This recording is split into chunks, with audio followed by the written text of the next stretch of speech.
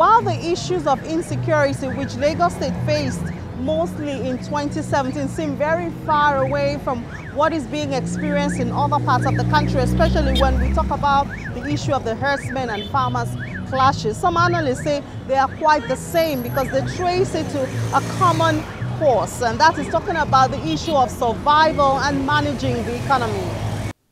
The stories of killings in Benue, Taraba, Plateau, Kogi and other states in connection with herdsmen and farmers clashes have gone beyond the shores of Nigeria, as Amnesty International, which has termed the government's response to the issue as inadequate, reveals that 717 people have been killed in the last 2 years. The problem is basically an economic issue for both sides. The herdsman needs grass for him to be able to continue his business of rearing cattle. The farmer needs his farm and his products for him to be able to continue doing his business.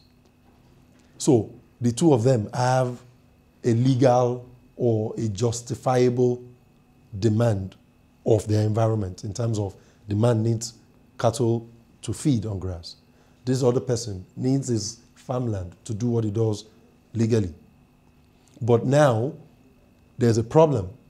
The gentleman that needs grass is coming from the north, where desertification, aside from other issues, have made it almost impossible for him to get what he needs for his cows. So he must travel. And don't forget that these are nomadic people by nature. Their culture is nomadic. So he needs to move to where he would find what his cattle needs. So in doing that, he has not offended anything by the laws of nature and humanity. It's just a necessity for him. Now, he comes to Mr. X's land, where he sees the grass and the shrubs and stuff that his cow needs. And Mr. X comes and says, no, you can't do that. This is my economic activity. So, of course, a quarrel ensues. But what we need to do is to step back from that quarrel itself and look at the issue from both perspectives.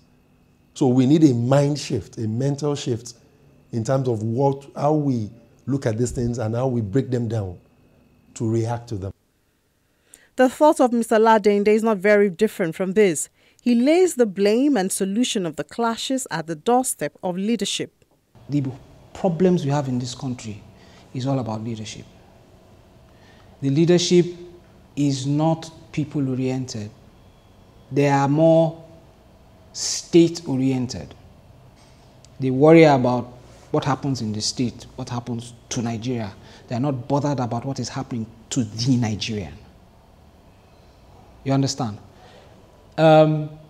If only our leaders will focus on the Nigerian, because our greatest asset, the greatest asset of this country, are its people.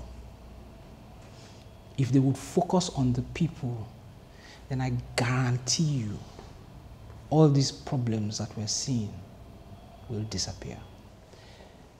Take the herdsmen.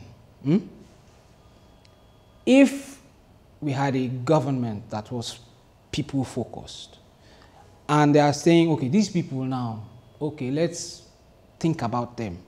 What are their needs?